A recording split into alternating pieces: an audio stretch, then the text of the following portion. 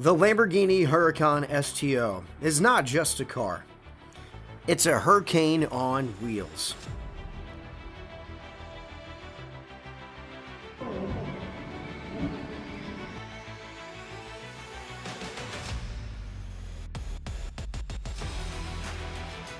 With a push of a button, the storm awakens. Its engine growling like a caged beast, ready to be unleashed.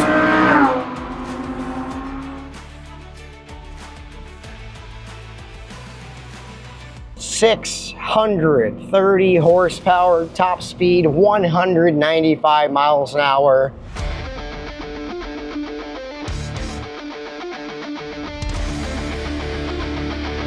The sound of this car is absolutely brilliant. 0 to 60 in right about 3 seconds. Over 400 pounds lighter. And this is done by the mad scientists at Lamborghini, having carbon fiber lightweight bits all over this car. That rear engine cover is less than 20 pounds. The entire front clip is all carbon, meant to save weight, to have less connecting points, and for these cars to be proper driving machines. Absolute gem of a car, high revving.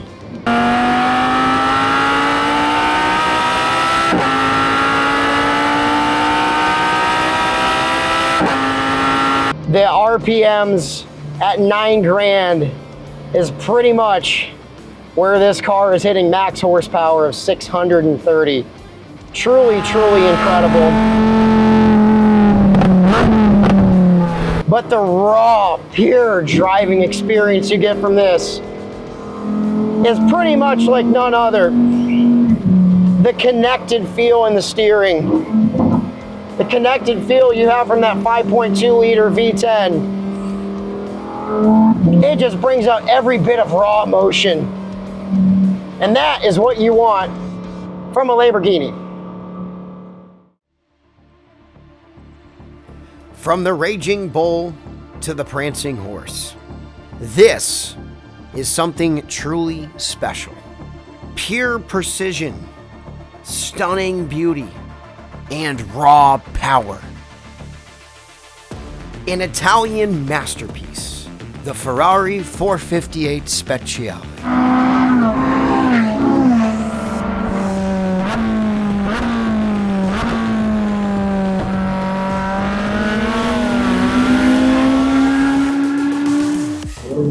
Horsepower has been increased by 35, from 562 to 597. Magnetic ride suspension. Upgraded ceramic carbon brakes. Upgraded bodywork. With the vents on the front and rear bumpers. Active aero. That exhaust has a different note to it as well, because the standard 458 had that tri-port center, and this is a dual port exhaust, which just sounds incredible.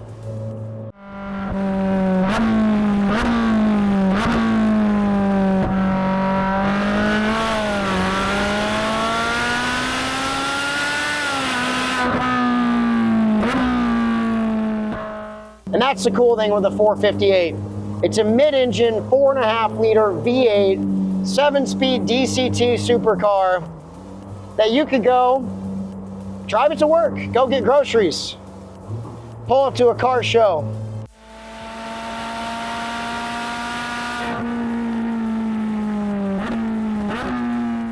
It does exactly what you want it to at all times. Oh, Italian thoroughbred, the horse that you want to ride. Welcome to Motorvault Vehicles for Enthusiasts. We are at beautiful Putnam Park Road Course.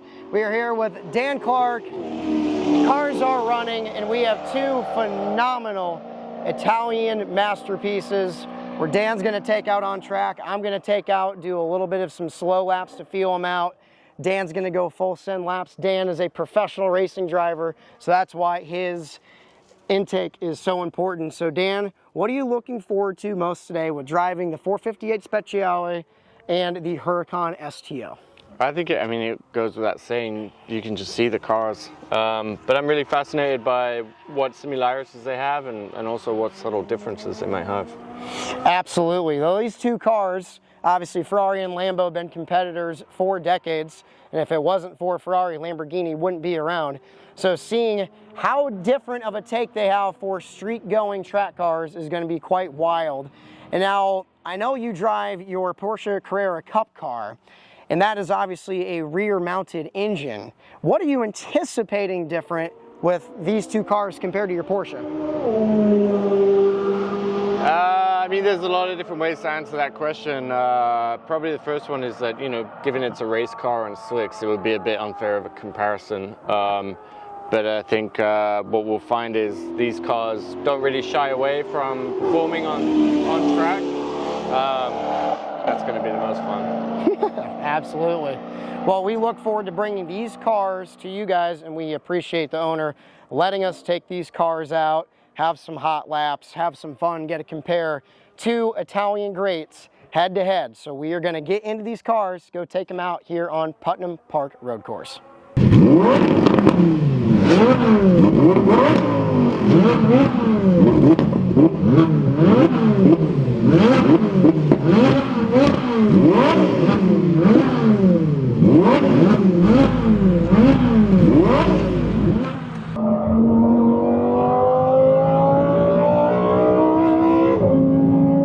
do you like the shifting in this car compared to the 458?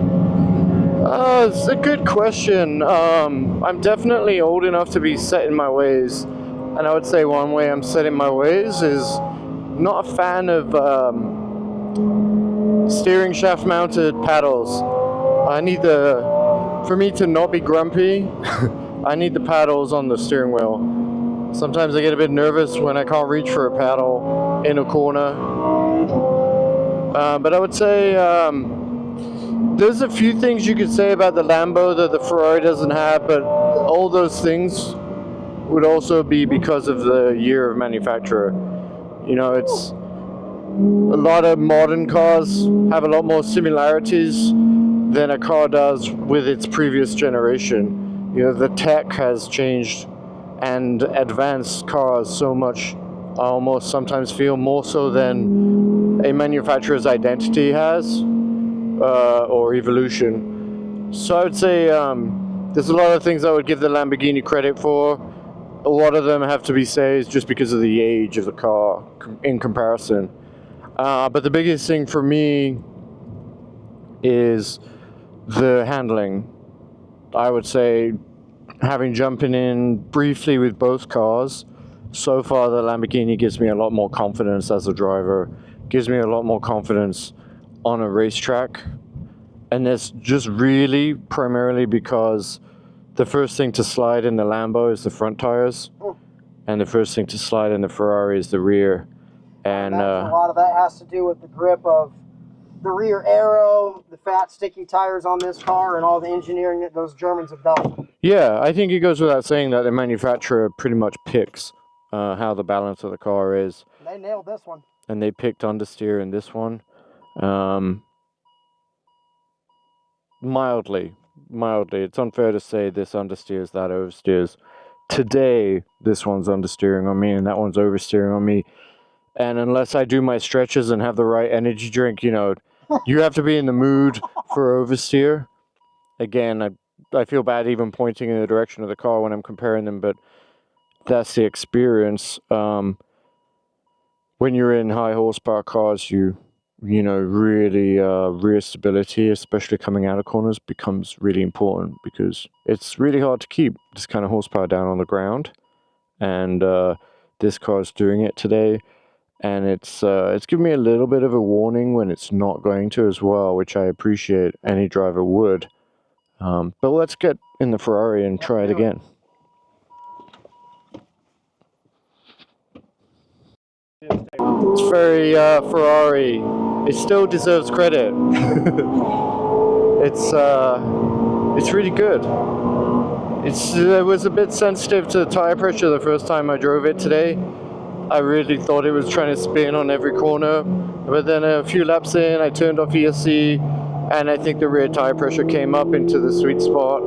And now you can see I've been able to live for the last 4 minutes without the rear jumping out on me and getting an adrenaline shot to my fingertips. I'm enjoying it. I thought I was going to not like it as much. I'm driving a Ferrari.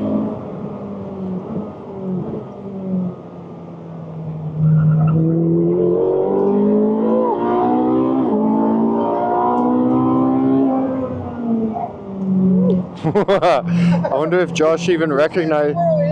Did you recognize that front right lockup then? There's that rear. I guess once you get a little bit more familiar, it doesn't terrify you as much, but I wonder if Josh noticed that front right lockup there just before we turned into 8.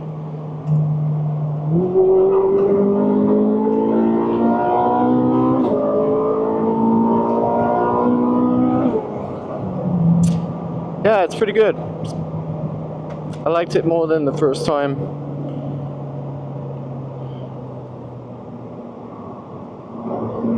I drive a Volkswagen. I had something else I was going to say. I drive a Volkswagen as my daily, so, you know, I'm not going to be the most forthcoming or, I don't know, excited about some cars because I drive a boring car at home because I'm a boring person. But this is very Ferrari. It's very well done. And it's, you know, it's got its identity and it's got its uniqueness. It's not only retaining that, but it's also retaining its title as a supercar still, because almost 10 years later it's still holding up in a lot of ways to modern stuff, even though it wasn't manufactured, designed and conceived in the same era as the new stuff. The new stuff really gets an unfair advantage if you're going to compare the two. It does everything really well. Beautiful afternoon at Putnam Park Road Course. Dan has taken out both cars. I have as well at a little bit slower speeds than Dan, but I did get a ride in both cars shotgun. I felt some differences, but the real curiosity is what differences these cars have from power, braking, steering, aero. Give us your full rundown. Obviously you gave us a little live, but give us your full shakedown. You know, I thought, you know, what would my conclusion be? You know, am I going to end up coming across like I'm bashing one manufacturer against another? And how could I weasel out of that, you know? But realistically, I think little nuances that are really indicative of just what I would say the era of the car, the years. You know, there's 7 years between them, but and that's kind of like the only thing that really stands out. You know, I think both cars justifiably, you know, deserve the name of, you know, being supercars. And yeah, it was just, for me, it's just little nuances. There was a slight balance difference on the day of grip between front and rear when you're really kind of pushing the car to its limit. You know, people in racing and driving use that term a lot, and they're really talking about which end of the car slides first when you're really trying to go as fast as possible. And obviously, if the rear slides first, that gets your attention a lot more than when the front slides. The front's more forgiving and you can kind of recover from that, whereas sometimes you feel like you might need ninja reflexes to recover from the oversteer or from the rear sliding. I think after driving a second time both cars was really helpful because the Ferrari initially was very nimble. The power down felt amazing. The sound of the engine was amazing until the rear stepped out on you and you realized you almost just had a major off. But that in the second run really kind of went away, and I think it was really more tire pressure related, which, you know, you hear a lot of. Every car needs good tire pressures for on the track, but also on the street for obvious reasons. So I think ultimately it's personal preference. So I'm still going to weasel out of it, but I would say my personal preference is the Lamborghini. It has a little bit of understeer when you're really pushing at the limit, but really the biggest reasons for the preference are it's just a newer car. And with that, I think There's areas of technology when it comes to how the stability control is managed, the ABS, even the feel of the power steering, the gearbox management system, how those shifts feel. Are they racy and fast? And are they sometimes a little bit harsh and annoying? Especially when you want to drive a street car for different disciplines. You want to take it to the track, you want to, drive to a show. Right. So you kind of need a good refined balance of that. And the Lamborghini is just a newer car, and it kind of has my nuances or my favoritism there. But at the same time, the things that I picked the Lambo for are also things that people love Ferraris for. And so you can't take anything away. It's not a bad Ferrari. By being a Ferrari, that doesn't mean anything bad at all. It's really cool. It's everything a Ferrari should be. And it really does in all the other ways. It stands up really well to the Lambo. Very good. Well, that is the take from Dan. Lambo over Ferrari. On a personal take for me, the Ferrari I think is a little bit prettier, while the Lambo is a little bit cooler. It has a little bit more of that poster car energy that has been brought through Lamborghini for how many decades now, starting with the Countach in the 70s and 80s.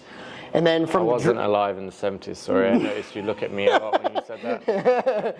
Neither is I, but we've seen plenty of posters of Countaches on walls. So I think that is something we could agree on. But the other thing that was really interesting is, especially in this car, and I know you pointed it out, is when we were really coming through turn 8, and that back end was wanting just to get around a little bit. I mean, this car, you have to fight for it a little bit more. It's more of a street car that has race abilities, while the STO is more of a track-oriented car that you can drive on the street, is what kind of my understanding is. But it's really cool to have that variety. V8, V10, aggressive aero, sexy purity. This is what supercars and driving, pure driving, is all about. So we appreciate your time, your input, and we look forward to having Dan back on the channel and more great supercars and sports cars like these. So thank you for your time. We appreciate it, and we'll be back to the channel soon.